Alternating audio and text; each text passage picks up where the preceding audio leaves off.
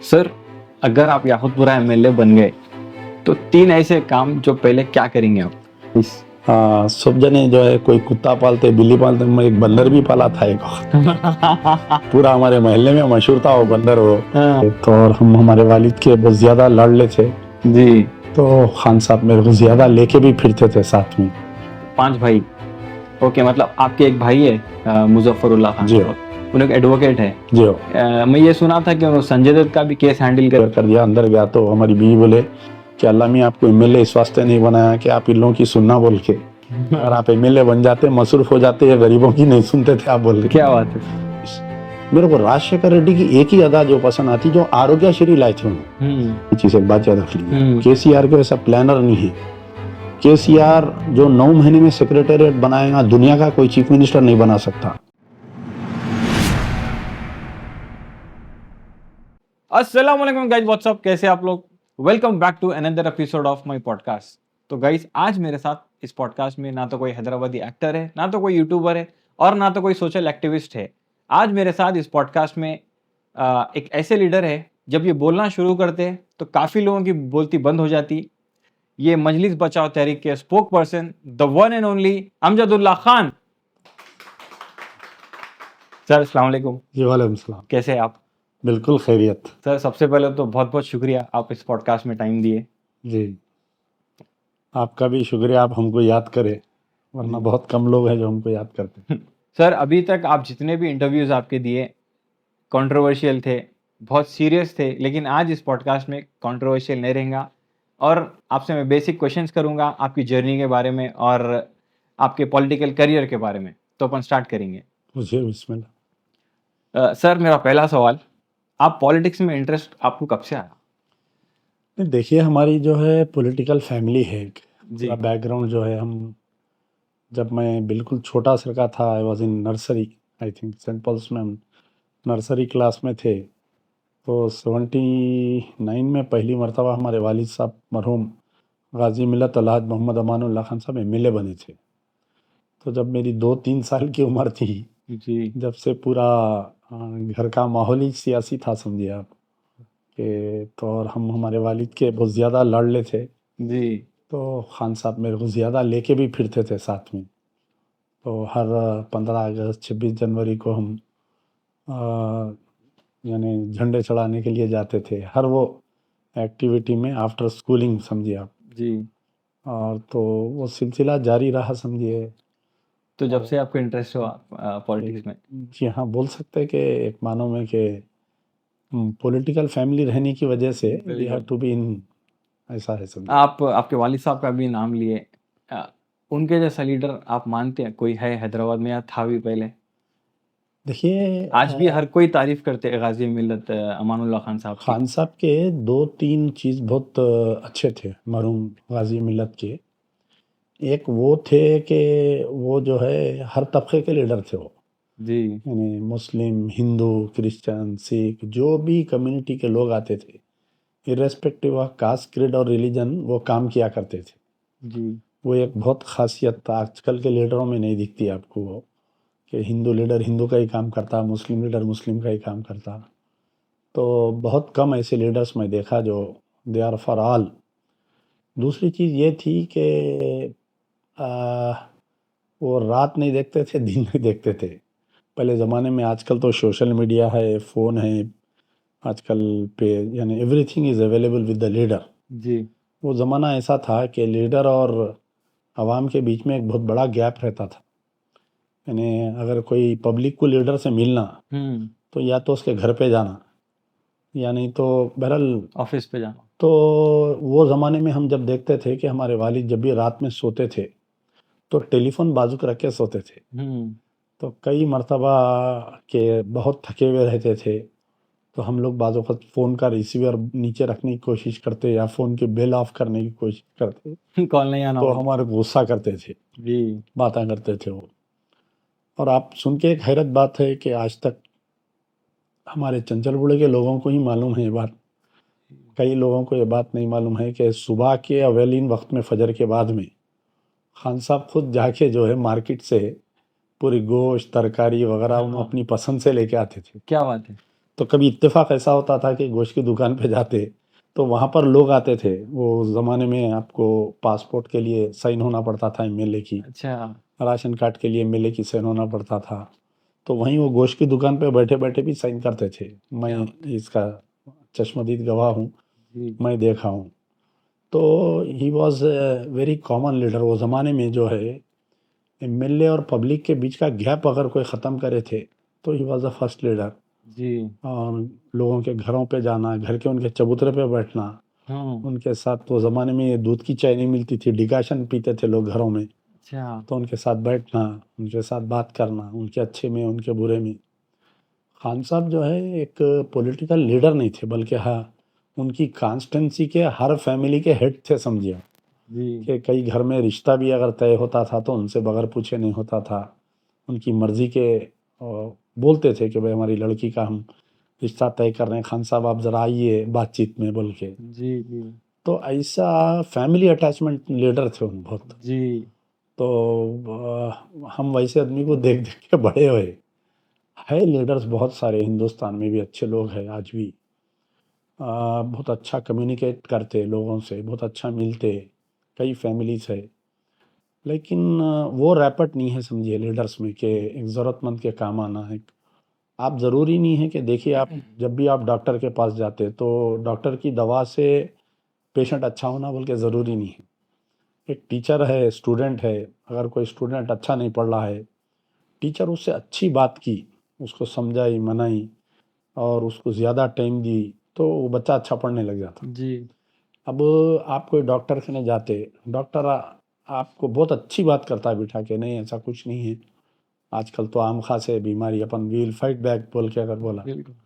तो लीडर का भी जो रहता, आदमी परेशान ज़्यादा जब आता तो आप उसकी परेशानी सुनना और उसको हैबत नहीं दिलाना उसको।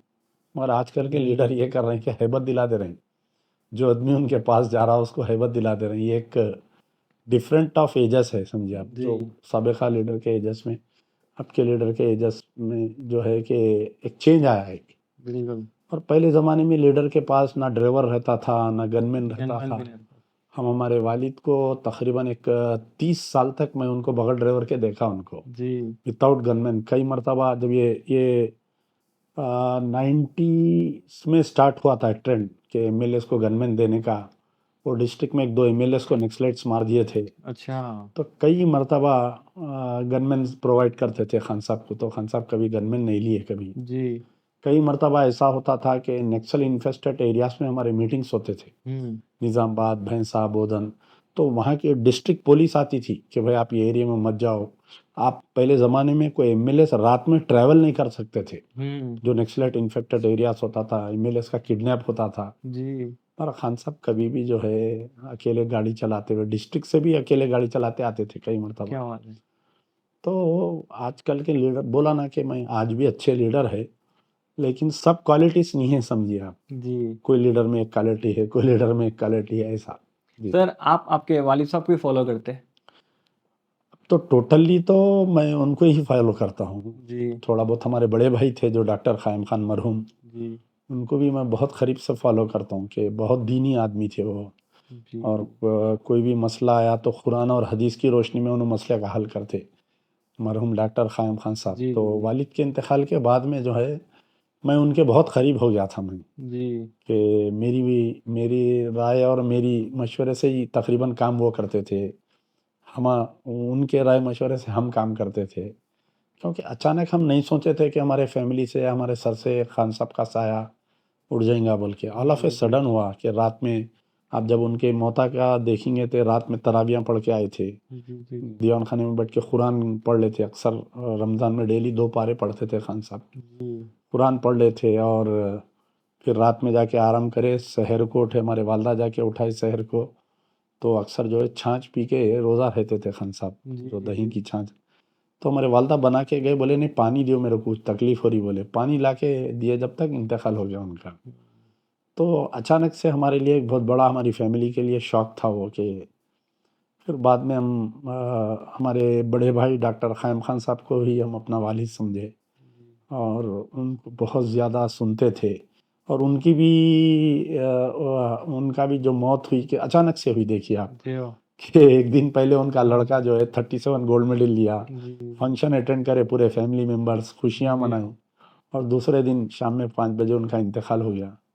तो I miss this too person so lot, and I use, हम बहुत करीब से उनको फॉलो लेकिन करते हैं। खान साहब आज भी कई लोगों के दिल में जिंदा है, नहीं, आज आप ये भी याद करते देखिए, हैं। खान साहब 2000 नहीं 1999 में खान साहब इलेक्शन हारे। जी मैं अब परसों जो है 2025 में, यानी 25 साल के बाद में, हम एक गली में जा रहे हैं, वहाँ पर अमान नगर है, अमान नगर भी, तालाब कट्टा, भवानी नगर, गाजी मिल, ये जो याकुतपुरा कॉन्स्टिटेंसी के एरियाज आते, पहले जी जो चंद्रनगुट्टे के एरिया थे। जी तो मैं कहीं भी एरिया में गया तो मैं अमजदुल्ला खान बोल के नहीं इंट्रोड्यूस करा मैं कहीं भी, जी कि मैं अमानुल्लाह खान का बेटा हूँ बोले, तो लोग निकल के मेरा इस्तकबाल कर रहे थे, आंखों में आंसू ला लेते आज भी। जी आप जाइए जाके तालाब कट्टे में या अमान नगर एक का तो एक वाक़या मेरे को आज भी याद है कि मैं इलेक्शन में बहुत मसरूफ़ था, तेज़ तेज़ हम गलियां जा रहे थे, जी एक बड़ी भी मुझे अंदर घर में बुला के एक एक वाक़या सुना रहे थे उन, कि बस्ती में उनके घर में जब पानी आता था 2 बजे रात को खान साहब आते थे, हम्म। और फिसादात में कर्फ्यू में खान साहब हमारे घर आते थे। उनका घर कहीं लाल दरवाजे में था पहले, अच्छा बाद में दैट फैमिली माइग्रेटेड टू अमान नगर है। तो खान साहब का आज भी जो लगाव है, कि जो उनकी चाहत है, जो लगाव है, कि आप पैसा, आप जाके 4 लीडर का नाम लीजिए आप उनके सामने, तो भले अगर वो 3 को कुछ ना कुछ नहीं बोले, मगर खान साहब के बारे में बहुत ज़्यादा तबसरा करते। बिल्कुल आप लाल दरवाज़ा, गौलीपुरा, अलियाबाद, मैकल बंडा, आप कहीं भी जाइए हिंदू एरिया में, वहाँ जी पर भी जाके आप उनके सामने खान साहब, मैं जब हिंदू एरिया भी फिर रहा था जी इलेक्शन में, तो हम जब हमारी हैंडबिल देते, ऐसा फोटो देख के खान साहब की उठ के मिल रहे थे लोग, हाँ इज्जत करके मिल रहे थे, नहीं नहीं नहीं खान साहब कोड़कू ना दा बोल के बोल रहे थे उनके बेटे, हम देंगे जी, वोट जाओ तुम्हारे। तो खान साहब का actually he was a god gift to the community. तो एग्जैक्टली अपन कितना भी बयान नहीं कर सकते, और हम कितना चाह के भी उनके बारे में हम उनके वैसा नहीं बन सकते। बिल्कुल जी, बिल्कुल सर, माशाल्लाह बहुत अच्छा दिखा सुन के। सर, एमबीटी पार्टी स्टार्ट कब हुई? देखिए ये 1992, 13 अप्रैल 1992 के दिन, एक्चुअली एक इसके पीछे जो मजलिस बचाओ तहरीक, यानी सेव मजलिस मूवमेंट, जी Ghazi Millat Alhaj Mohammed Amanullah Khan was a part and parcel of AIMIM। जी जब बाबरी मस्जिद की जो कार्रवाई चल रही थी, तो सुल्तान सलाहुद्दीन ओवैसी साहब से इख्तलाफ, जो बाबरी मस्जिद की शहादत पर जो इख्तलाफ किए थे, उसके बाद में जो है खान साहब को 6 साल के लिए मुअत्तल कर दिया गया था AIMIM से। अच्छा तो ये कोई नई पार्टी नहीं बनाए हैं हम लोग। जी तो MBT, मजलिस बचाओ बचाओ तहरीक तहरीक, सेव मजलिस मूवमेंट, तो वो सिलसिला जारी है, समझिए आप। तो 13 अप्रैल 1992 के दिन 92 इसका फॉर्मेशन हुआ। नहीं। सर, जब आप कॉर्पोरेटर थे, सबसे अच्छा काम जो एक यादगार हमेशा याद रहेगा लोगों को, क्या करे हो? मैं देखिए अक्सर ऐसा होता था कि हमारा जो एरिया था, चंचलगुड़ा जो एरिया है, आप आजमपुरा कॉर्पोरेटर नहीं थे? मैं पहली मर्तबा चंचलगुड़े का था, सेकंड टाइम अच्छा आजमपुरे का था। जी तो फर्स्ट टाइम मैं जब कारपोरेटर था चंचलगुड़े का, तो आप सुन के हैरत करेंगे कि Chanchalguda was the tail end area of 2 assembly constituencies and 2 parliament constituency. Hmm तो हम वाहिद ऐसे कारपोरेटर थे जो हमारे एरिया को 2 MP लगते थे। हाँ इधर सुल्तान सलाउद्दीन ओवैसी साहब लगते थे, इधर जो है धर्मा भिक्षम बोल के एक MP थे। जी इधर जो है मालरंगा रेड्डी MLA लगते थे, उधर मुमताज अहमद खान लगते थे। हम्म बाद में मालरंगा रेड्डी के बाद में जो इंदर सेन, नहीं पहले इंदर सेन रेड्डी जो BJP के सदर थे, अब जो गवर्नर है, उन्होंने हमारे MLA थे वहाँ। अच्छा तो हमारे एरिया में पानी की बहुत किल्लत थी, पूरा 16-3, 16-4। हम देखते थे कि हमारे बचपन में कि लोग जो है चंचलगुड़ा वाटर टैंकर ने पानियों के घड़े लगा के लाइन से तैरते। हम्म मैं कारपोरेटर बनने के बाद में मैं वो सिलसिला में देखा था कि लोग जो है सुबह में ईद है, रात में जाके लोग पूरे चंचलगुड़ा वाटर टैंकर ने लड़ रहे हैं, मार रहे हैं, एक को एक दादागिरी चल रही। कई ऐसे वाक़यात हुए, कहते चाकू भी मार लिए लोग वहाँ पर पानी के वास्ते। जी तो मैं जब कारपोरेटर बनने के बाद में, तो मैं अल्लाह से दुआ किया था मैं कि अल्लाह अगर मुझे खिदमत का मौका देगा, तो मैं ये काम करके बताऊंगा कि पानी का मसला हल करवा लूँगा मैं बोल के। जी तो फिर उसके बाद में ऐसा हुआ कि मैं जो वाटर वर्क्स के बड़े जो इंजीनियर्स है, जो रिटायर्ड कुछ ऐसे इंजीनियर्स थे, हम उनसे बात किए, तो वो लोग मुझे एक बताए कि ये जो चंचलगुड़ा जेल कने से, फ्रॉम नलगुंडा एक्सप्रोड टू जेल, जेल टू आपके शालीवाना नगर एक मांजीरा लाइन जा रही थी पानी की वहाँ पर। तो मांजीरा की लाइन को टैप करके हम जो है चंचलगुड़े को पानी दिए। जी। तो कारपोरेटर के लिए बहुत बड़ी बात थी, वो एमएलए हम्म। एमपी का काम था, वो उसके लिए बहुत फंड्स होना, सीएम लेवल पे उसका काम होना। तो फिर और एक चीज़ क्या थी कि उसको टैपिंग को हमारे इंद्रसेन रेड्डी बीजेपी के एमएलए थे, वो उनके एरिया में पानी जा रहा था, पूरा सैदाबाद आसमानगढ़ वगैरह जा रहा था वो पानी, तो उन्हें इजाज़त नहीं दे रहे थे उसको टैप करने की, वहाँ पर पाइप को कट करके। तो खैर जब उस वक्त पे चंद्रबाबू नायडू वाज सीएम, हम्म। तो आप तसव्वुर नहीं कर सकते कि मैं एक इत्तेफाक ऐसा हुआ कि मैं 2002 में कारपोरेटर बना, उसके तकरीबन 3-4 महीने के बाद में खान साहब का इंतकाल हो गया। जी। तो अब मैं एक कारपोरेटर रह गया, अब मेरे पीछे कोई ताकत नहीं रही, मेरे सामने कोई ताकत। तो मैं खैर बाद में जाके चंद्रबाबू नायडू से हम अपॉइंटमेंट लेके उनको पूरा समझाया, मैं पूरे विजुअल्स लेके गया, फोटोज। तो वो उन्होंने इजाज़त दिए थे, वाटर वर्क्स के एमडी को बोले कि आप प्लान बना कर लेके आओ बोले। हम्म। तो वो ज़माने में चंचलगुड़ा वाटर टैंक, अब ये जो चंचलगुड़ा वाटर टैंक है वो जेल की लैंड है, वो अच्छा। वाटर वर्क्स डिपार्टमेंट जो है जेल वालों से लीज पे लिए थे वो ज़मीन। हम्म। तो वो लोग परमिशन नहीं दे रहे थे बनाने की। अच्छा। तो फिर उनका हमारा माहिदा हुआ कि जेल को जो है जब तक हम आपको फ्री पानी देंगे और फ्री आपका सैनिटरी हम करेंगे बोल के वो एग्रीमेंट करा के, वो ज़माने में 2002 में हम जो है 2 करोड़ रुपए सैंक्शन कराए थे वाटर टैंक के लिए।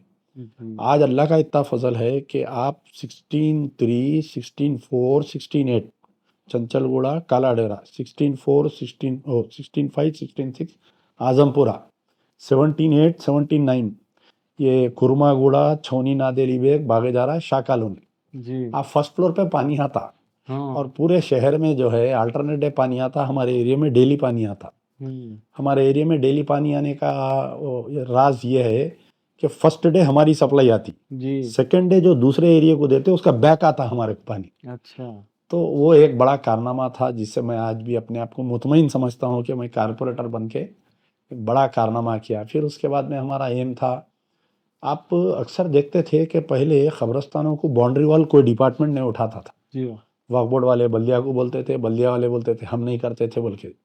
तो मेरे एरिया में जब मैं फर्स्ट टाइम कारपोरेटर बना था, सुल्तान दरा यानी हैदराबाद का सबसे बड़ा ग्रेवयार्ड था वो। हम्म। आप चंचलगुड़ा जेल से लेके मादाना पेट तक आता हो ग्रेवयार्ड, जी। जी। इबादुल्ला शाह ग्रेवयार्ड, लोधी खान ग्रेवयार्ड, तो तकरीबन ग्रेवयार्ड थे मेरे कने 20 ग्रेवयार्ड थे मेरे एरिया में। हम्म।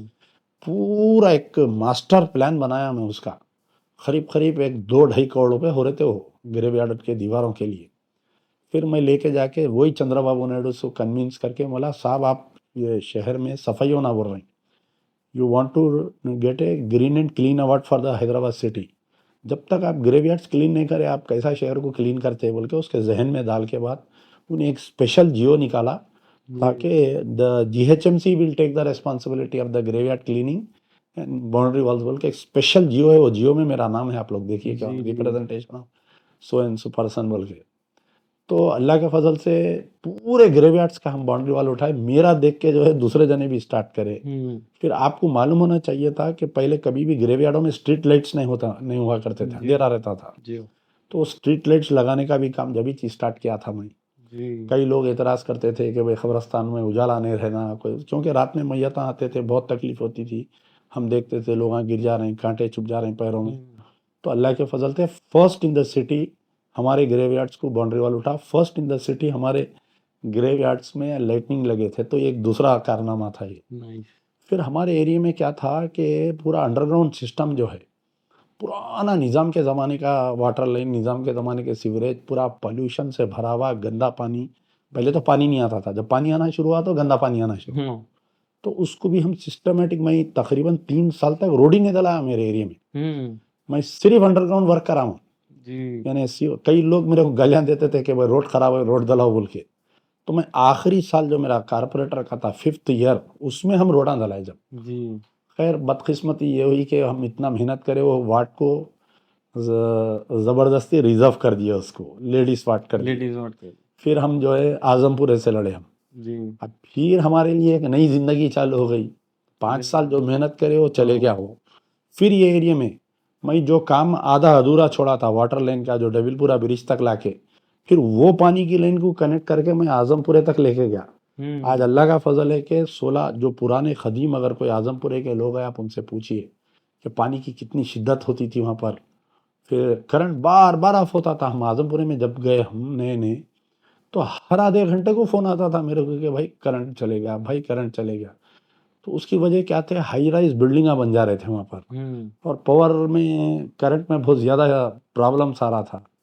खैर हम बाद में ट्रांसफार्मर्स जला के करके, फिर अब मेरा क्या था कि फर्स्ट टाइम जब मैं कारपोरेटर बना मेरे को कहीं ग्राउंड नहीं मिला था स्पोर्ट्स डेवलप करने के लिए। जी। तो हम बहुत मुश्किल से, क्योंकि मैं भी एक स्पोर्ट्समैन हूँ, मैं खुद वॉलीबॉल खेलता था स्कूल में कॉलेज में। क्या बात। तो फिर हम क्या किए, आजमपुरे में स्पोर्ट्स को डेवलप करें। जितने आजमपुरे के कनेक्टेड हमारे ग्राउंड्स थे जी। पूरे ग्राउंड्स को हम A1 ग्राउंड्स बनाए, पूरा स्पोर्ट्स डेवलप करे। मैं जब तक 2 टाइम कारपोरेटर था हर साल जो है कम से कम नहीं बोलो 10 लाख रुपए का स्पोर्ट्स मटेरियल हम स्टूडेंट्स में बांटते थे, बच्चों में। Cricket kits, volleyball, carrom board, summer camp बोल के। जी।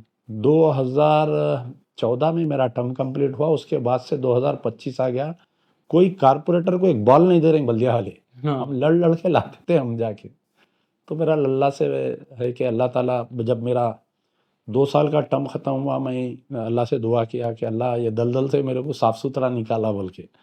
वरना आजकल तो मालूम है आपको, कारपोरेटर बनते बालकनी को पैसे, नल के कनेक्शन को पैसे, रोड को पैसे, बदनाम हो जाता आदमी एक बार कारपोरेटर 5 साल में ही। सही। तो ये अल्लाह का फजल रहा समझिए। सर आप अभी बोले कॉरपोरेटर रह के आप MLA MP के लेवल का काम करें, आज आप कॉरपोरेटर नहीं है फिर भी वही काम कर रहे हैं। नहीं देखिए, उसमें क्या है कि आप ज़रूरी नहीं है कि आप कॉरपोरेटर रहना, MLA रहना, MP रहना कोई काम करने के लिए। आपको जो है ये आप पहले उसमें प्लान करना कि जब आपके पास कोई चैलेंज आ रहा था, हाउ टू सॉल्व इट। बिल्कुल। आप देखिए, जब मैं, हमारे वालिद साहब 79 में MLA थे, एक आदमी जो है एक असिस्टेंट इंजीनियर के लेवल पे था उन्हें, आज उन्हें जो है चीफ इंजीनियर के लेवल पे है। तो मैं उसको AE के लेवल से देख रहा हूँ, उसको AE, deputy, SC, C, now he सी चीफ इंजीनियरिंग चीफ है उन्हें। जी। तो आई कैन स्पीक, मैं फ़ोन पे बात कर सकता हूँ उसको, दूसरे कारपोरेटर्स नहीं कर सकते। जी। अब जो नए MLA बने वो लोग भी नहीं डरा सकते उनको। हाँ। अब आप देखिए, मैं आपको एक वाकया सुनाता हूँ कि हमारे एक DGP थे, डायरेक्टर जनरल ऑफ पुलिस। जी। तो पहले उन्होंने हमारे कने जो है ACP छतरी नाका थे, उनकी first posting in the life. हाँ। उन्होंने आए तो उन्होंने बहुत फेमस हुए थे वो छतरी नाके में, पूरा गुड़म्बा बनकर आए थे उन्होंने, लाल दरवाज़ा, गौलीपुरा, इधर उधर। तो अक्सर हमारे वालिद उनकी तारीफ करते थे। जी। फिर बाद में उन्होंने कि उन्होंने एडिशनल कमिश्नर बने, हैदराबाद के पुलिस कमिश्नर कितने की साल रहे उन्होंने। Then he became the DGP। जी। तो मैं एक मरतबा कहीं कामारेड्डी में, कहीं संगारेड्डी में, कहीं कम्युनर एक मस्जिद में कुछ पटाखे जला के मस्जिद को डैमेज करे थे, तो मैं गया था। तो वहाँ का SP जो है, मैं फ़ोन करा तो रिस्पॉन्ड नहीं कर रहा था। मैं डायरेक्ट DGP को फ़ोन मिलाया। हाँ। वहाँ जितने लोग वहाँ बैठे हुए थे पूरे जने परेशान हो रहे थे, हाँ। अरे क्या तुम उठा के डायरेक्ट DGP को फ़ोन कर दिए क्या बोल के। DGP को फ़ोन करके मैं पूरा उनको एक्सप्लेन करा, तो 5 मिनट में हालात बदल गए पूरे वहाँ पर। हाँ। इमीडिएट स्पॉट पे SP आ गया, DSP आ गया, कलेक्टर आ गया, मैं चीफ सेक्रेटरी, अब जैसा चीफ सेक्रेटरी है समझिए आप। हमारे कहने में बल्दिया कमिश्नर थे उन्होंने, हम उनके साथ 5 साल काम करे। तो एक क्या होता काम, आप देखिए ऑफिसर्स लॉबी क्या होती। ऑफिसर जो है एक लीडर के बारे में सीक्रेट इंक्वायरी कराते हैं लोग। अब जैसा हमारे कने एक सुजाता राव बोल के कमिश्नर आई थी, वेरी स्ट्रिक्ट कमिश्नर, 0% करप्शन उसका नहीं, और उन्हें खुद सेटों पे फिरती थी अच्छा। तो मैं अक्सर जाके उसके लिए कामों के लिए लड़ता था मैं उसे। तो उन्हें क्या करती थी, मीटिंग में ऑफिसर्स को पूछती थी, क्या एक कारपोरेटर कंट्रैक्टर से पैसे पूछता क्या। तो ऐसा ऑफिसर्स क्या करते हैं, उनका एक इंटेलिजेंसिया रहता उनका, इन्वेस्टिगेट करते, पूरा इन्वेस्टिगेट करते कि भाई ये कारपोरेटर पैसे पूछ रहा क्या। ऑफिसर्स बोल देते, अपन रुपया लिए तो नहीं, वहाँ 2 रुपये बोलता उन्हें, हो साहब बहुत सताता साहब, गालियाँ देता था। तो अक्सर मेरे बारे में ऑफिसर्स ये फीडबैक देते थे अपने बॉसेस को कि साहब बहुत गालियाँ देता, बहुत सख्त काम लेता, अच्छा खाना खिलाता साहब गए तो घर पे, मगर उससे बच नहीं सकते साहब, उन्हें काम दिया तो काम करना ज़रूरी है। तो ये क्या होता, सीनियर ऑफिसर्स आपको चाहने लगते आपको। अब जैसा आप मौजूदा कमिश्नर साहब है, CV आनंद साहब है, हम इनको एक ज़माने से पहचानते हैं इनको, हैदराबादी है बेचारे, बेहतरीन उर्दू बात करते, 1 मिनट में इशू को समझते हूँ। आप वही, इससे पहले इनके थोड़े दिन पहले कमिश्नर आए थे, हम उनको कितना फ़ोन करके बोलने दो, उन्होंने समझते नहीं थे इशू को। जी तो आदमी का जो जो उसका बातचीत का लहजा रहता और उसके ताल्लुकात रहते, उन्हें कंटिन्यूस फील्ड में रहता, जी तो उसको ऑफिसर्स भी रिस्पॉन्ड करते। बिल्कुल। कई लोग ऐसे रहते कि कारपोरेटर साहब अंदर कार्ड भेजते, ऑफिसर बोलता मैं आज मसरूफ हूँ, कल आओ, बोले तो वापिस आ जाते। हाँ, हम कभी कोई दफ्तर से वापिस नहीं आते हम। क्या बात है। तो ये ऐसा एक रहता है कि क्योंकि मेरे वालिद के साथ हम काम करें, वो एक ज़माने का हमारे को जो ऑफिसर्स आज बड़े बड़े रैंकों पे, हम उनके अच्छाई में बुरे में रहे, वो लोग हमारे अच्छे में रहे। जी सर, अगर अमजद उल्लाह खान पॉलिटिशियन नहीं होते तो क्या होते? अमजदुल्ला का आज भी नहीं है पॉलिटिशियन। आज भी नहीं है पॉलिटिशियन। हम आपके खादिम हैं, हम आपके जो है एक वेल विशर है, समझिए आप। Amjadullah Khan is never a politician. Politician उसको बोलते हैं जो पॉलिटिक्स करता उन्हें, हर बात पे पॉलिटिक्स करता उन्हें, गैर ज़रूरी जो है इशू क्रिएट करता उन्हें, काम नहीं करता उन्हें जी और बहाने बनाता उन्हें, तो उसके इज इक्वल टू पॉलिटिशियन है। I am a worker. मेरे वालिद एक वर्कर थे, मैं भी एक वर्कर हूँ। सो अब आप बोलिए कि अगर ये फील्ड में नहीं हाँ, रहते फिर आप, भी अगर आप ये फील्ड में नहीं होते तो किस में होते? जर्नलिस्ट रहते थे और क्या रहते हाँ हाँ। थे। आप लोग कैसा, हम भी लोगों को जो है इंटरव्यू लेते थे। जी जर्नलिस्ट होते थे अगर जी। पॉलिटिक्स में नहीं होते तो। Nice sir, your favourite sports and why? मैं वॉलीबॉल खेलता था, वॉलीबॉल। क्योंकि हम क्लास में सबसे लंबे थे हम। हाँ। तो अब जो लंबे रहते उनको वॉलीबॉल में डालते थे तो अच्छा। आई यूज टू, हम शूट बहुत अच्छा करते थे हम। हम्म। जब हमारा जो मैच होता था स्कूल्स में, तो हमारा Saint Paul high school inter state schools में टीम नंबर 1 आती थी हमारी। जी तो इंटर स्टेट जो ऑल ओवर इंडिया के स्कूल्स का मैच होता था, तो सेंट पॉल कंटिन्यू 2-3 साल तक वॉज अ नंबर 1। तो हम जो है कैप्टन भी थे हम हमारी टीम के। जी। तो कैप्टन का शॉट बोल के एक मशहूर था वो। हम्म। तो हम जो शॉट मारते थे, वो सामने वाला सर्विस नहीं दे सकता था वो। जी तो उसमें जो है कि वॉलीबॉल, फिर हम कॉलेज में आने के बाद में भी खेले वॉलीबॉल। अभी भी कभी पार्ट टाइम अगर बहुत यानी स्टफ हो जाता जहन, जी। तो वॉलीबॉल एक ऐसी चीज़ है, समझिए आप, कि जितना गुस्सा चाहे उस पर बॉल पे निकाल सकते हैं बस्टर। आप। अच्छा सर, मैं ये पूछता हूँ, आप सेंट पॉल्स में थे जी, स्कूलिंग आपकी? Saint Mary's college. जी। तो आपके स्कूलिंग में आपके जो क्लासमेट थे, उन्होंने मेरे को बोले कि आप क्लास में बहुत लड़ाइयाँ होते थे आपके, बोल के। ये सच है ये? ये लड़ाइयाँ बोले तो उसमें कैसा रहता था कि स्कूल में भी जो है जब हम स्कूल में जाते थे, तो वो टाइम पे आजकल के वैसा माहौल नहीं था। हम्म। जब वहाँ पर ऐसा माहौल होता था कि जैसा मैं मेरा टिफ़िन लाया, कोई एक नॉन मुस्लिम भी एक टिफ़िन लाया, तो उन्हें हमारा टिफ़िन खाता था, हम उसका टिफ़िन खाते थे। जी। लड़ाई में तो कोई ऐसा कभी सीरियस लड़ाई नहीं, अच्छा। बस आपस में यानी पूरे दोस्त है वहाँ बैठ के हम लोग जो है शरारत करते थे, जिसको आप बोल सकते हैं कि वी वेर वेरी नॉटी जी children of the Saint Paul's high school. हमारा ग्रुप ही बदनाम था वो बहुत। मगर हम लोग we use to respect teachers very much. हम आज भी हमारे कई भी टीचरों को देखे तो गाड़ी में से उतर के थर जाते। आज आपके सामने हम बैठ के कुछ बातचीत कर रहे हैं, तो हमारी वालदा के बाद में अगर कोई हमारे को सही ट्रेनिंग दिया, तो they are my teachers from Saint Paul high school. Nice. हम हमारे टीचरों की बहुत इज्जत आज भी। मैं एक हमारे कृष्णा मूर्ति बोल के एक हमारे फिजिक्स के टीचर थे, एक बहुत बड़ी स्केल लेके आते थे उन्हें पढ़ाने। हालांकि वो बेचारे भी ज़ईफ़ हो गए बहुत। आज भी मिले तो हम उनके सामने हाथा मन के ठहर जाते, कहीं भी दिखे तो। स्काईलाइन थिएटर की गली में रहते उन, जी कभी इत्तेफाक होता हम वो गली में से गए तो उनके घर पे जाते हम। तो बहरहाल हमारे एक रसूल सर बोल के मास्टर थे, मैथ्स पढ़ाते थे। जी। तो बहरहाल what ever I am today, I am just because of my teachers. Nice. Amjad Ullah Khan free time में क्या करते? मेरे को गार्डनिंग का बहुत शौक है, एनिमल्स का बहुत शौक है। हम्म। और आप सुन के मजाक नहीं उड़ाना आप, मेरे पास एक कैट है, पर्शियन कैट है आज। हाँ हाँ। और वो पर्शियन कैट डेली आधा घंटा देना पड़ता है उसको मेरे को। हाँ मैं कितना भी मसरूफ रहने दो, I should give half an hour to her. हाँ। तो मुझे झाड़ों का बहुत शौक है, मैं गार्डनिंग बहुत, आज भी मैं डेली एक हाफ एन आवर हमारे लॉन पे ग्रास पे पानी डालता हूँ, झाड़ों को पानी डालता हूँ। मुर्गियों का बहुत शौक था मुझे, बचपन से जानवर का बहुत शौक है। नाइस। सब जने जो है कोई कुत्ता पालते, बिल्ली पालते, मैं एक बंदर भी पाला था एक।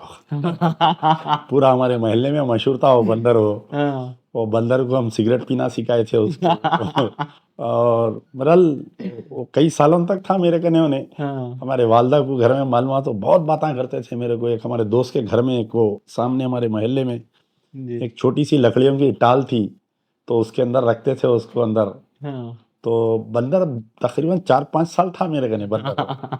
और फिर हम एक बकरा पाले थे एक वक्त, वो जी बहुत मशहूर था, उसको एक ऑलमोस्ट ऐसा बड़ा बकरा था वो। तो बहुत शौक है, मैं घोड़ा पाला, बकरा पाला, मुर्गियों का तो बहुत शौक है, आज भी है। डिफरेंट वेराइटीज ऑफ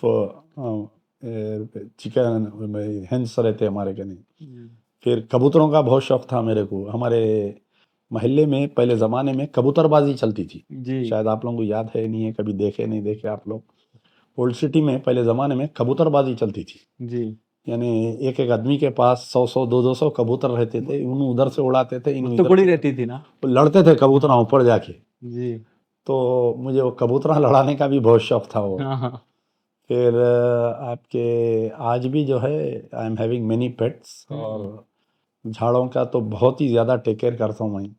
नाइस आम का सीज़न जब आता तो हम 4 महीने पहले से रेडी ने आम के झाड़ को हमारा टाइम देते, हम उसको हाँ खाद डालते, उसकी ड्रेसिंग करते, उसको वो करते। तो मैं कहीं भी अगर किसी के घर में मेहमान भी गया, अगर उनका नहीं झाड़ा सही नहीं रहे तो मैं पूरा रेक्टिफाई कराता हूँ ठहर के मैं। हाँ तो बहुत शौक है मुझे पेट्स यानी एनिमल्स का और ट्रीज का समझो। Nice nice sir. सर आप लोग 4 भाई है ना? ये अ, म- 5 भाई हैं। 5 भाई। ओके, मतलब आपके एक भाई है मुजफ्फरुल्लाह खान जी हो, साहब, उन्हें एक एडवोकेट है। जी हो। मैं ये सुना था कि उन्होंने संजय दत्त का भी केस हैंडल करे थे। नहीं नहीं नहीं, वो गलत बात है वो। एक्चुअली इशू क्या है बोले तो, वो जब संजय दत्त को टाटा में डाले थे, जी तो second case of India, first case is Sanjay Dutt was hmm arrested in TADA, जी second case was Majidullah Khan Farhat. अच्छा तो जब हमारे भाई अभी एडवोकेट नहीं बने थे, हम्म हमारे घर में एडवोकेट जो पैदा हुआ, उसकी वजह यह है कि पुलिस ने हम पर बहुत जुल्म किया। हाँ तो आज हमारे घर में एक वकील है जो कई मजलूमों का सहारा है। बिल्कुल तो वो टाइम पे दोनों केसेस का ट्रायल चल, यानी who is representing Sanjay Dutt, who is representing Majidullah Khan Farhat. जी तो ये दोनों एडवोकेट्स जो है तबादले ख्याल करते थे, अच्छा उधर के वकील इधर के वकील। तो हम्म वो इशू में वो लोग जो है कई बोलते हैं कि ऐसा नहीं है वैसा एक उनका। फोटो जी भी नहीं वायरल नहीं, हो वो गई थी। फोटो, वो फोटो में जो है दैट पर्सन इज नॉट मुजफ्फरुल्लाह। अच्छा जी ठीक है, आज कई लोगों को कंफ्यूज थे, हाँ आज दूर हो गया वो चीज़। कई लोग पूछते हैं मेरे को। सर, अगर आप याकुतपुरा एमएलए बन गए तो 3 ऐसे काम जो पहले क्या करेंगे आप? नहीं, इसमें देखिए याकुतपुरा जो है कि वेरी डाउन ट्राउडन कॉन्स्टिट्यूंसी है वो, उसमें जो है it has been neglected since last 50 years. Hmm तो उसमें जो है कि मल्टी लेवल टास्किंग करने का था उसमें, जी कि आप जो है जब तक उसके अंदर हर शुबे पे आपको उसमें ध्यान देने का था। सबसे पहले देखिए, आप याकुतपुरे में गवर्नमेंट स्कूल्स नहीं हैं। हम्म गवर्नमेंट स्कूल्स का आप अगर जाल बिछेंगे, जैसा आप अरविंद केजरीवाल की गवर्नमेंट हाँ, थी दिल्ली दिल्ली में, जो है पिछले 9-10 साल में पूरा जाल बिछा दिया था उन्हें स्कूल्स का। हम्म तो आपको ये जो प्राइवेट स्कूल माफिया से आप बच्चे बच जाते। जो जी फीस आज देखिए आप, कोविड के बाद से अगर किसी के पास 4 बच्चे हैं तो 3 बच्चे स्कूल को नहीं जा रहे हैं, एक ही बच्चा जा रहा है स्कूल को। माँ बाप बोल नहीं सक रहे हैं बाहर निकल के। कई लड़कियां 10th पढ़ के डिसकंटिन्यू हो गई, कई लड़कियां हम्म इंटर पढ़ के डिसकंटिन्यू हो गई। तो मेरा एक ख्वाब ये था कि मैं गवर्नमेंट स्कूल्स का जाल बिछा डालूंगा पूरा, हम्म और ऐसे वैसे गवर्नमेंट स्कूल्स नहीं, बेहतरीन on par with private school. Hmm यानी आप जाके अगर नसर, आप जाके लिटिल फ्लावर देखे, और हम्म आप आके मेरा अगर गवर्नमेंट स्कूल देखे, तो आपके बच्चे को आप मेरे गवर्नमेंट स्कूल में डालना। क्या बात जब Arvind Kejriwal starting government school चालू करा था तो लोग उसका मजाक उड़ा रहे थे। हम्म बाद में ऐसा होता था कि पूरे सेंट्रल मिनिस्टर जो दिल्ली में हैं, पूरे स्टेट मिनिस्टर्स, पूरे एमएलए एमपीज के बच्चे जो है गवर्नमेंट स्कूलों में पढ़ रहे हैं आज वहाँ पर। हम्म तो हमारा भी इधर, क्योंकि मैं हमारे अमानतुल्लाह साहब से बहुत करीब था, मैं दिल्ली आता जाता था, तो वहाँ के स्कूल की सिस्टम देखा था मैं वहाँ पर। हम्म तो स्कूल्स को डेवलप करने का, गवर्नमेंट स्कूल्स को, एक मेरा ख्वाब है समझिए वो आप। तो दूसरी चीज़ ये था कि पोल्यूशन इतना है हमारे एरिया में पोल्यूशन। पॉश एरिया में आपका घर है, आप 1 करोड़ का घर बना लेके बैठे हुए आप, मगर आप जो है नल के पानी से महरूम है, पोल्यूशन है, आप पानी खरीद के पी रहे हैं, आप पानी खरीद के पका रहे हैं, पानी खरीद के आप जो है नहा रहे हैं आप। आप पूरा SRT कॉलोनी, इमामबाड़ा, अजमत नगर पूरा आप देखिए कैसा है। और एक क्या है, कंजस्टेड एरिया है, तो वहाँ पर जो है आपको मास रोड वाइडनिंग की ज़रूरत है। आपको एरिया में डेवलपमेंट लाना, आपको तो मास रोड वाइडनिंग करना, लोगों को कन्विंस करना। यानी अगर आपका घर रोड वाइडनिंग में मैं ले रहा हूँ तो आपको सरकार से 3 गुना ज़्यादा दिलाना। आप हैप्पीली जो है you can move and take a new house. Exactly. अब यहाँ क्या होता है, अगर आपका घर में रोड वाइडनिंग में ले रहा हूँ, आपका 1 करोड़ का घर है, तो मैं 25-50 लाख भी नहीं दिला रहा हूँ आपको गवर्नमेंट से। तो उसमें आके क्या होता, आप रोड वाइडनिंग को ऑब्जेक्ट करते आप। तो हमारा इरादा था कि from KG to PG schools के मामले में, KG टू PG यानी एक आप जब एरिया में घुसेंगे स्कूल के, तो आपका बच्चा वहाँ पर नर्सरी टू 10th पढ़ेगा, वहाँ पर कॉलेज करेंगा उन्हें, फिर वहाँ पर ग्रेजुएशन करेंगा उन्हें, अगर ज़रूरत पड़ी तो कोई PG के कोर्सेज भी है तो वहाँ से करेंगा उन्हें। तो KG टू PG ज़्यादा नहीं, एक 5 ऐसे इंस्टीट्यूशन KG टू PG पूरे याकुतपुरे में।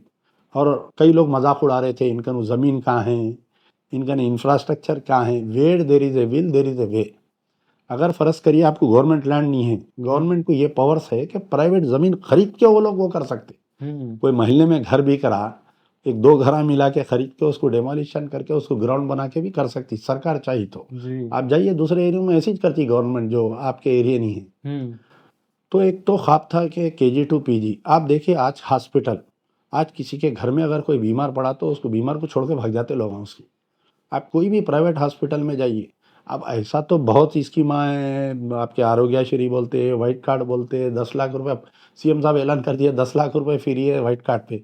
कल एक मेरे कने कैंसर पेशेंट आया आके बोला, साहब 1 रुपया इलाज नहीं हो रहा मेरा, दवाखाने फिर रहा हूँ मैं 1 महीने से, कीमियो नहीं दे सक रहे बोल के।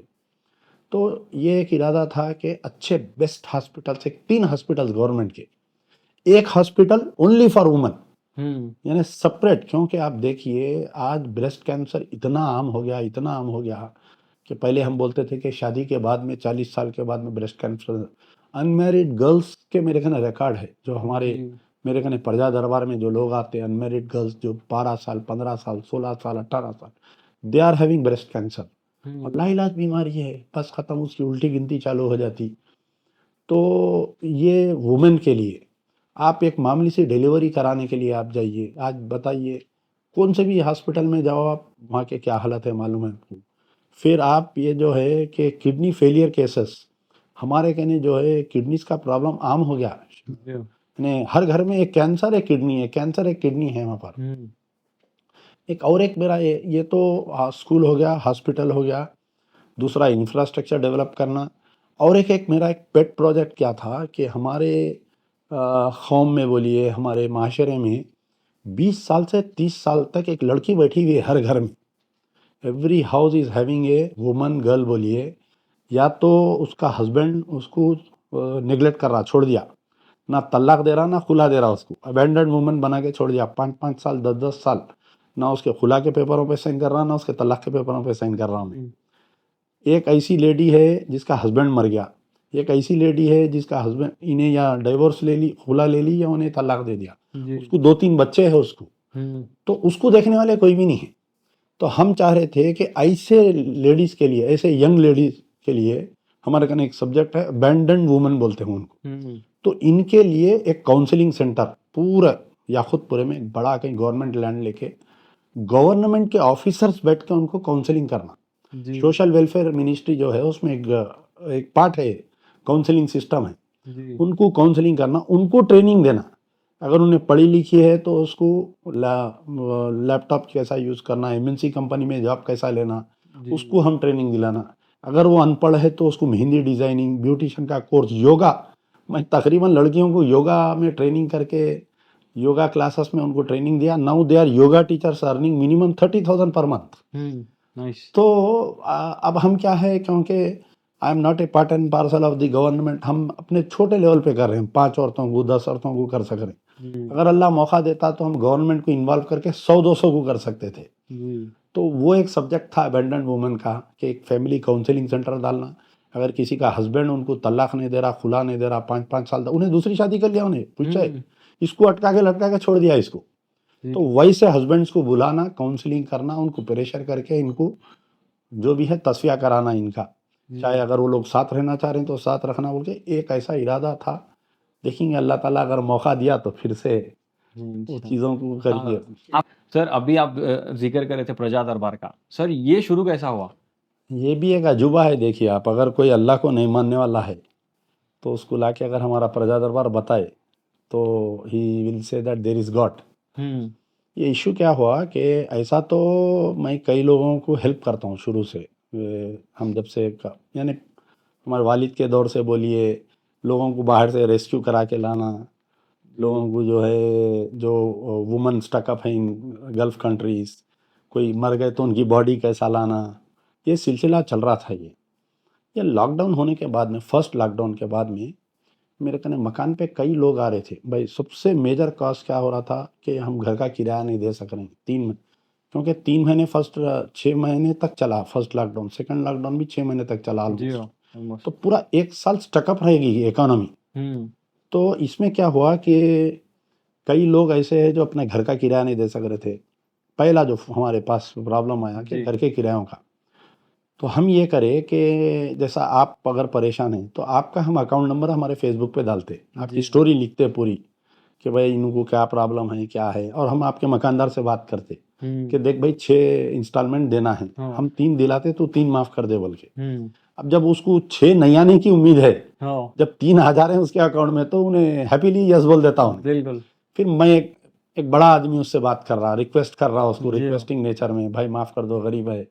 तो उन्हें क्या होता, कम से कम मेरे को खुश करने के वास्ते, बिल्कुल। तो हम जो है ऐसा करके कई लोगों का, हम पैसे देते नहीं, हम पैसे लेते नहीं प्रजा दरबार में। बिल्कुल। हमारा कैसा रहता, पूरा वया वया रहता। हम्म। तो हम पहले वो स्टार्ट किए। फिर उसके बाद में हमारे कने प्रॉब्लम आया मेडिसिन का, लोगों को मेडिसिन दिलाने का, मंथली मेडिसिन। कोई किडनी फेलियर पेशेंट है, क्योंकि पूरे हॉस्पिटल्स में जब डायलिसिस बंद कर दिए थे, ओनली उस्मानिया चालू था, ओनली निम्स चालू था। इसका नंबर आया है, जब तक इन्हें मर जाता ही नहीं, वो हालत थी वहाँ पर। जी हाँ। तो हम जो है प्राइवेट हॉस्पिटल्स में डायलिसिस कराए लोगों का। फिर जो कैंसर पेशेंट्स है उनका हम किराए वगैरह, यानी उनका मंथली मेडिसिन दिलाए हम उनके। तो एक स्लोली हम ऐसा स्टार्ट करे थे, वो लोगों में इतना ज़्यादा कॉमन हो गया वो। कई हमारे जो यूट्यूबर्स है, कई हमारे फेसबुक जर्नलिस्ट है, वो लोग हमारे को इतना ज़्यादा प्रमोट करते, हमारे साथ बहुत हमदर्दी रही हमारे साथ में, कि बहुत ज़्यादा एकदम वो हो गया, और लोग जो है हज़ारों में लोग आना स्टार्ट हो गए। बिल्कुल। तो मैं अक्सर जो है नमाज़ पढ़ के दुआ करता था कि अल्लाह जितने भी लोग आ रहे हैं जो है इनको खाली हाथ मत जाने दे। नहीं। और एक चीज़ क्या है, आप किसी का काम करना ज़रूरी नहीं है, आप उसका दुखड़ा सुनो। आप खाली खामोश बैठ के 5 मिनट उन्हें क्या बोल रहा क्या बोल रही है आप सुनो आप, तो 50% उसका मसला हल हो जा रहा है उसका वहाँ पर। बिल्कुल। फिर उसके बाद में हमारे को चैलेंज ऐसा आया फीसेस का। स्कूल के स्कूल्स खुलते ही एकदम 6 महीने की फीस दो, 10 महीने की फीस दो, कहाँ से ला के देंगे बोलिए। अब एक ऑटो वाला है, उसके 4 बच्चे हैं, सही है। उन्हें कहाँ से ला के देंगे, उन्हें 4 महीने कमाया नहीं, 5 महीने कमाया नहीं उन्हें। अच्छा, वाइस वर्सा भी रहता है इसमें। जैसा आप किराया नहीं दिए, इन्हों आपके मकानदार है, तो इनका ज़रा आमदनी खाली वो घर का किराया है। अब मैं इनको माफ़ करो बोले तो इन्हों 200-300 गालियाँ देते मेरे को। तो हम क्या चाह रहे थे, ऐसे केसेस को भी आइडेंटिफाई करके हम फुल किराया दिला रहे थे। ऑटो का इंस्टॉलमेंट्स था। तो एक हमारा तेलुगु रिपोर्टर है, एक बेचारे उसका नाम मैं भूल रहा हूँ, कि ईनाडू का कोई रिपोर्टर है, तो अक्सर उन्हें जो है हमारे एमबीटी ऑफिस को आता, उसका एरिया मलकपेट है। तो he used to work from daily his office up to Yakutpura railway station. उन्हें डेविलपुरा पीएस जाता, रैन बाजार जाता, चंचलगुड़ा जेल। वो दिनों में जो है बड़े बड़े वीआईपी आके हमारे जेल में रह रहे थे, जगन से लेके पूरा हमारा वीआईपी जोन बन गया था चंचलगुड़ा जेल। तो ये पूरे रिपोर्टर वहाँ आते थे, उनको चाय वाय पीना दिल वाला, तो एमबीटी ऑफिस को आते थे। तो एक दिन उन्हें आके बोला, एम सर, एम खान साहब, ये तुम राजा बन के बैठे, प्रजा की सुन रही तुम बोल के कुछ तेलुगु में बोला उन्हें। तो ही गेव दैट वर्ड प्रजा दरबार। अच्छा। दूसरे दिन उन्हें ईनाडू में डाला हाँ। कि इन्हों एक राजा के साहब बैठ के लोगों की सुन रही, प्रजा दरबार बोल के। वो मैं दिया सो नाम नहीं, वो अच्छा। तेलुगु रिपोर्टर दिया सो नाम तो है। शुरू प्रजा दरबार से नहीं हुआ ये? नहीं, स्टार्टिंग कई दिन तक तो ऐसी चला वो। अच्छा। एक साल तक भी ऐसी चला वो, कोई ऐसा प्रजा दरबार बोल के नाम नहीं था अच्छा उसका। सर, इसमें सब लोगों की हेल्प होती है, हिंदू मुस्लिम से? Irrespective of caste, creed, religion. आप सुन के हैरत करेंगे कि एक मिराकल होता हमारे कने। जी। कैसा मिराकल होता? अब एक मुस्लिम लड़की आई थी मेरे कने, उसको जो है ऑलरेडी उन्हें मेडिसिन स्टूडेंट है, उन्हें मेडिकल स्टूडेंट है, गवर्नमेंट सीट ली उन्हें।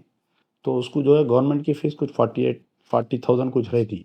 हॉस्टल मेस चार्जेस उसको बनने का है, उसको कहीं she studying in Warangal, I think Warangal university में कहीं पढ़ ली उन्हें मेडिकल। तो उनकी वालदा और वालिद लेके आए थे, उनके वालिद ऑटो चलाते, तो बच्ची की फीस नहीं दे सक रहे थे। तो हम अब बास केसेस ऐसे रहते जिसमें हम वीडियो नहीं बना सकते, बास केसेस ऐसे रहते हम उसमें आइडेंटिटी मेंशन नहीं कर सकते, जी तो किसी को छुपा के मदद करना पड़ता, किसी की बता के मदद करना पड़ता। बिल्कुल। तो मैं जो है 3 दिन पहले का वाकया है कि वो मेडिकल स्टूडेंट के बारे में लिखा, जस्ट कि one student came to me for help, he studying medicine, already 3 हो गया, उनके वालिद साहब उनकी फ़ीस नहीं देना चाह रहे हैं, एनीबडी वांट्स टू हेल्प। हम उनका अकाउंट नंबर भी नहीं दिया, नाम से आइडेंटिफाई होता, गूगल पे नंबर दिए तो रॉन्ग कॉल्स आते बच्ची को बोल के, anybody wants to help call me बोल के दिया मैं, जी मेरे को आप व्हाट्सएप करो, मैं उनका अकाउंट डिटेल देता हूँ। आप तस्वुर नहीं कर सकते, मेरा एक बेगम बाजार का एक दोस्त है, अग्रवाल है, नॉन मुस्लिम है, जी उन्हें फ़ोन करके बोला, खान साहब ये बच्ची के 2 साल की फ़ीस कितनी है बोलो आप मेरे को, हाँ और इसका 2 साल का मेस चार्जेस क्या है, इसके 2 साल के किताब के पैसे कितने बोलो, I will pay in one shot बोल के। हाँ तो मैं डाला पोस्ट रात में 11 बजे, उसका फ़ोन आ रहा मेरे को रात में 3 बजे। हाँ आप देखिए, आप जी करामत हाँ अल्लाह, नॉन बिल्कुल मुस्लिम बिल्कुल। हो गया एक किस्सा। अब एक और एक केस सुनाता हूँ मैं आपको। मेरे पास जो है एक कारवान में रहते बेचारे, कैंसर पेशेंट हैं, नॉन मुस्लिम हैं, तो हस्बैंड तो वो उन्होंने गवर्नमेंट में इलाज चल रहा उनका, उसकी बच्ची की फ़ीस बनने का था, उसके 3 बच्चियों की फ़ीस, एक बच्ची 10th में, इंटर में, ग्रेजुएशन में, उसकी बीवी आके बहुत रोई मेरे कने, साहब मेरे बच्चे कॉलेज को नहीं जा रहे हैं, कुछ भी करो साहब। वो हस्बैंड का तो हम गवर्नमेंट पे इलाज करा ले रहे हैं, बच्ची का हालांकि वो लोग कुछ SC ST कैंडिडेट से वो लोग, तो प्राइवेट में पढ़ा रही उन्हें, गवर्नमेंट में नहीं पढ़ा के। तो मैं उनका भी डाला, मैं उनका। तो अब मेरे एक दोस्त है US में, शिकागो में रहते, हमारे दिलसू नगर में रहते, जी उन्होंने मेरे को कॉल करके बोले, तो मैं उसमें एक जुमला बोला था कि ये मत देखो कि ये हिंदू है, बस ये देखो कि एक लड़की है, ये इसकी मदद करना है, और आप ये मत समझो कि मैं एक गैर मुस्लिम को हेल्प किया तो मेरे को नेकी मिलती नहीं मिलती, नेकी देने वाला ऊपर वाला है। बिल्कुल। खैर मैं अच्छा बयान करा, तो उसके अंदर जो है तकरीबन 73,000 80,000 हो रहे थे तीनों की फीस, एक ही जना सिंगल शॉट डाल दिया पैसे उन्हें। क्या बात। तो ये एक अजूबा है, समझिए आप, ऐसे ऐसे केसेस होते हैं, आप सुन के परेशान हो जाना आप। मेरे के पास एक लेडी आई, लेडी आके रो लेते बैठी, उसके 4 लड़के हैं, उसके चारों लड़के, चारों बहू उसके, उसको अबेंडन कर दिया उसको।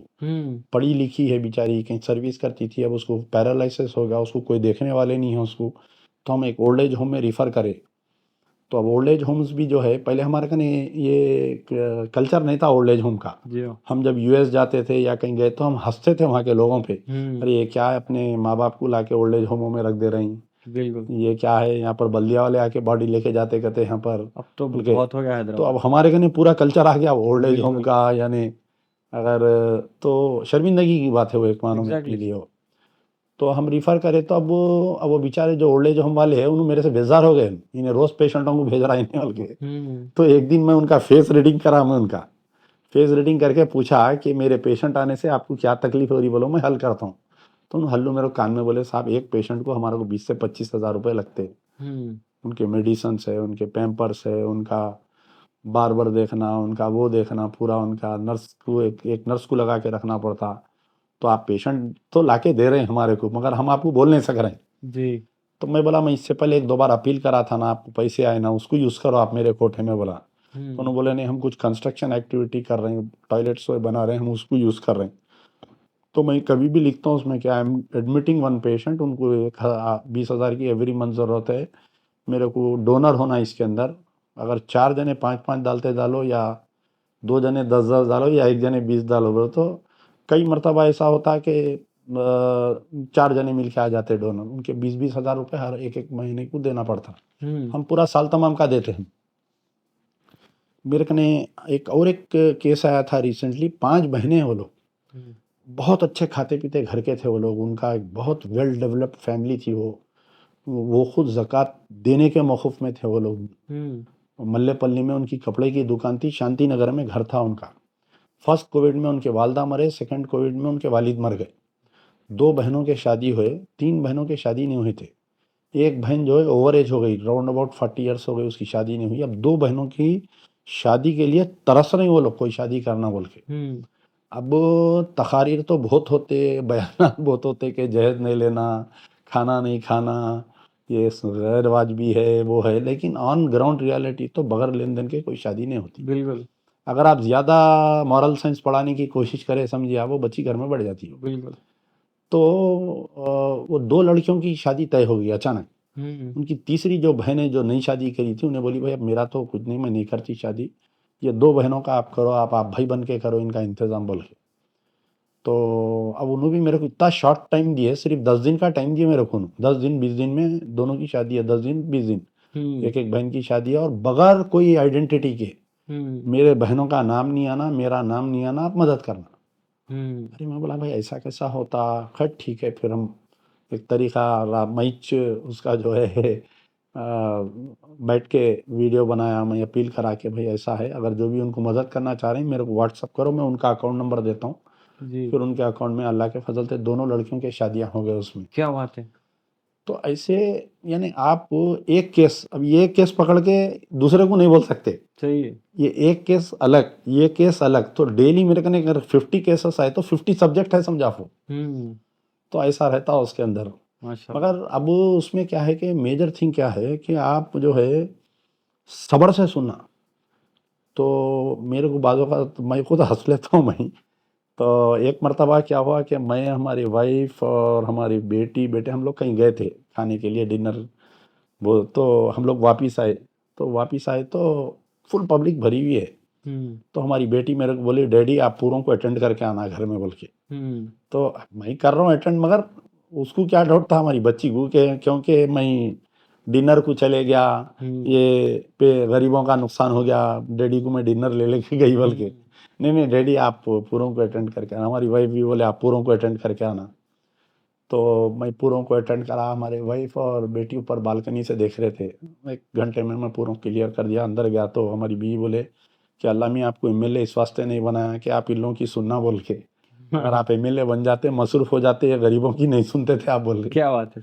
तो मेरी पूरी फैमिली इन्वॉल्व रहती उसमें, हमारे बेटे बेटी। बस ऐसे केसेस रहते, बस कुछ ऐसे लेडीज़ का सर्जरी का प्रॉब्लम रहता जो मेरे सामने नहीं बोल सकते, तो हमारी वाइफ अटेंड करते उनको। अच्छा, माशाल्लाह। घर में दीवान खाने में बिठा के उन्होंने अटेंड करते। तो आप देखेंगे वीडियोस, हमारी बेटी रेगुलर विजिटर है ये पूरा। कोविड के टाइम भी देखा जी था हाँ, मैं। पूरा पूरा फैमिली। अब फैमिली को टाइम नहीं दे सकते तो अपने काम में इन्वॉल्व कर लेना। नाइस।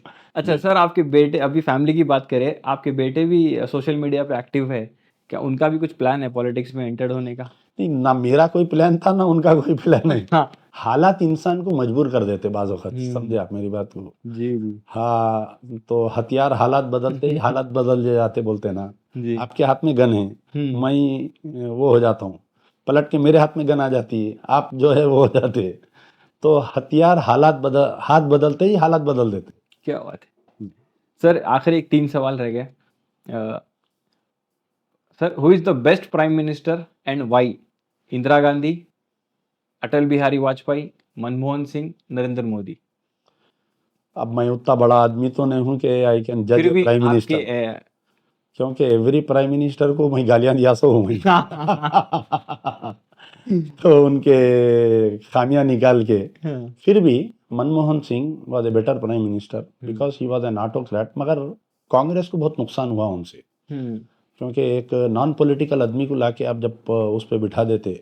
अब जैसा देखिए आप, Sushma Swaraj was the external affair minister, she was from A socialist background. तो कितना अच्छा काम करे उन्होंने, बोलिए आप। कितना, यानी कितने लोगों को रेस्क्यू करा के लाए, कितने, इंडिया का एक दबदबा था पूरा गल्फ में, यूएस में, ऑस्ट्रेलिया में। अब एक ब्यूरोक्रेट को लाके बिठा दिए, डॉक्टर एस जयशंकर को। उन्होंने किसी से मिलते नहीं, किसी से बात नहीं करते, किसी को इंटरव्यू नहीं देते। He is not active on Twitter, he is not active on social media. तो he was a very good prime minister, मगर कांग्रेस को बहुत नुकसान हुआ उनसे। उन्होंने कोई कांग्रेसी को डेवलप होने नहीं दिया उन्होंने। फिर भी इनमें से Manmohan Singh. Manmohan Singh is the better. Okay, better chief minister and why? NT Rama Rao, Chandrababu Naidu, Rajasekhar Reddy, KCR? Rajasekhar Reddy जो है ज़मीनी वर्कर था, क्योंकि Rajasekhar Reddy belong to a political family, पहली चीज़। जी। और दूसरी चीज़ क्या था, उन्होंने कम्युनल नेचर नहीं था उन्होंने। क्योंकि जब ये जो फैक्शनल लीडर्स होते, उनके पास बम डालने वाले ज़्यादा जो है, उनके right hand left hand driver bodyguard, ये तकरीबन मुस्लिम सबको रखते, वो लोग भरोसा करते मुसलमान पे। और जो ये आंध्रा के जो रेड्डीज होते, जो आंध्रा रायलसीमा के, ये लोग मुस्लिम्स पे ज़्यादा भरोसा करते, ड्राइवर को मुस्लिम रखते, बॉडीगार्ड को मुस्लिम रखते, क्योंकि इन्हें बिकता नहीं, इन्हें हमारे को धोखा नहीं देता बोल के। जी तो राजशेखर रेड्डी साहब वेरी सेक्युलर पर्सन। पहली चीज़ मेरे को राजशेखर रेड्डी की एक ही अदा जो पसंद आती, जो आरोग्यश्री लाए थे उन्होंने। हम जब वो दौर में जाते थे अपोलो हॉस्पिटल पे, तो एक गरीब ऑटो वाला, एक गरीब रिक्शा वाला, एक अमीर पैसे वाले के बाजू लेट के अपना इलाज करा रहा उन्हें। क्या बात। तो वो एक अदा बहुत अच्छी थी उनकी। और Rajasekhar Reddy was the most accessible chief minister. आपको कोई अपॉइंटमेंट की जरूरत नहीं है, कुछ नहीं है, जस्ट वॉक इन जाओ, लाइन में ठहर जाओ, उन अंदर से निकलते थे डेली उन्होंने पूरा। हालांकि चंद्रबाबू नायडू भी रोज पब्लिक से मिलते थे उन्होंने। और मगर चंद्रबाबू नायडू में क्या है कमजोरी, उन्होंने ऑफिसर्स पे ज्यादा वो करते उन्होंने। वो एरिया के कलेक्टर को पूछते, अब आप कोई लीडर है बस्ती से, जाके आप अपना बस्ती का प्रॉब्लम बताए, तो उन्होंने क्या करते, ऑफिसर से पूछते कि प्रॉब्लम क्या है बोल के। तो ऑफिसर तो हमेशा नेगेटिव में बोलता उन्हें। तो चंद्रबाबू नायडू, राजशेखर रेड्डी वैसे नहीं थे। अगर 10 ऑफिसर उनको नहीं करना है काम बोले, उन्हें बराबर करते थे वो काम, उनके जहन में आ गया तो अक्सर मैं जब भी जाता था, एम चिन्ना खान एलाउंदी बोलते थे। तो बहुत अच्छा आदमी था वो। अनटाइमली डेथ हुआ उनका। उनके बेटे जगन भी, he is also very good person. जब जेल में थे हमारे कने 18 महीने मेहमान थे, हमारे 22 महीने मेहमान थे जी। तो अक्सर उनसे हम जब भी जेल को जाते थे तो हमारी मुलाकात होती थी उनसे। He is also a very secular person. ऐसा नहीं कि हिंदू मुस्लिम वगैरह नहीं है उनके भी उसमें। और राजशेखर रेड्डी को मैं बहुत चाहता हूँ बहुत। जी नाइस सर, लास्ट क्वेश्चन है, बीआरएस अच्छी थी या कांग्रेस अच्छी है? देखिए, आप बीआरएस के भी कुछ काम अच्छे थे। अगर आप बीआरएस का पूरा दौर निकाल के देखेंगे आप, तो केसीआर के वैसा चीफ मिनिस्टर नहीं है। पहली चीज़ एक बात याद रख लीजिए, केसीआर के वैसा प्लानर नहीं है। केसीआर जो 9 महीने में सेक्रेटेरिएट बनाएगा, दुनिया का कोई चीफ मिनिस्टर नहीं बना सकता। केसीआर इंटीग्रेटेड वो बनाया। देखिए आप जो कलेक्ट्रेट ऑफिसर्स देखे आप जाके डिस्ट्रिक्टों में, आप जाके सिरिचला की हालत देखिए, वहाँ लंदन पेरिस के ऐसा कर दिया उन्हें। आप महबूब नगर जाके देखिए, वहाँ पर जो आई लव महबूब नगर बोल के बनाए वहाँ पर। तो जो डेवलपमेंट के हद तक आप देखेंगे, फंड्स लाना, फंड्स देना, स्कीम्स लाना। मगर केसीआर साहब गद्दी पे बैठते किशनबाग कम्युनल राइट्स हुए, वहाँ पर जो है 4 जनों को मार दिए गोलियां मार के। ठीक है, ज़रूरी नहीं है कि मैं ये नहीं बोल रहा हूँ जाके केसीआर साहब बंदूक लेके मारे बोल के। पुलिस वाले मारे ना, उसके ऊपर इंक्वायरी डालना। मजलूम जो मर गया उसकी बेवा को लाके नौकरी देना, उसका बच्चा मर गया तो उसको घर में नौकरी देना। वेलफेयर ये नहीं कर सके उन्होंने। आलेर एनकाउंटर हुआ देखिए आप, बाद में नेशनल ह्यूमन राइट्स कमीशन की रिपोर्ट आई कि दैट एनकाउंटर वाज फेक बोल के आया उसमें। तो ये चीज़ों से हमारे को चिढ़ हो गई थी टीआरएस पार्टी, बीआरएस पार्टी से और केसीआर से। केटीआर साहब भी बहुत अच्छे आदमी, वेरी, आप जब उनसे इंटरेक्ट करते तो ही रिस्पॉन्ड्स वेरी क्विकली। इन वो टाइप के लीडर नहीं है, हाँ बोलने वाले नहीं है। 10 वक्त समझाना पड़ता बात लीडर का, कोई इशू लेके गए तो। KTR is not like that, immediately उन्होंने कैच कर लेते बात की आपको। तो मगर क्या हो गया था, ये लोगों को एक घमंड गुरूर आ गया था इनको। पब्लिक से नहीं मिल रही, दोर्रा साहब बैठ जा रहे हैं अंदर जाके, एमएलए से नहीं मिल रही, एमपी से नहीं। आपका होम मिनिस्टर महमूद अली आया तो बाहर से सिक्योरिटी वाले हकाल दे रहे हैं। तो वो क्या हुआ, उनका डाउनफॉल आया। कांग्रेस में भी बहुत सारे अच्छे लोग हैं, अच्छे स्कीम्स है। रेवंत रेड्डी इज ऑल्सो, देखिए आप कोई तस्वुर नहीं कर सकते थे कि केसीआर के खिलाफ में इतना बड़ा इनकलाब लाएंगा बोल के। मेहनत किया बेचारा, बहुत वो करा। मगर अब इनू भी आते इनू भूल गए मुसलमानों को। एक मुसलमान मिनिस्टर नहीं है आपके, आज की तारीख तक 2 साल हो गया। आते सो आते इनके भी एरिया में एक मस्जिद शहीद हुई, वहाँ विकाराबाद में हमारे परगी कहीं मस्जिद शहीद करे वहाँ पर। तो यू कैनॉट से कि ये गुड है ये खराब है बोल के नहीं है। Being in the power what they are doing, उसके हिसाब से आप उनको गुड एंड बैड बोल सकते हैं। तो हमारी नज़र में दोनों खामियां कर रहे हैं। तो इसकी वजह से केसीआर साहब गए, इसकी वजह से इन्हों भी जाएंगे आइंदा Revanth Reddy ji. Nice sir, thank you so much sir, बहुत आप वक्त दिए इस पॉडकास्ट में, बहुत अच्छा लगा आपके साथ पॉडकास्ट करके।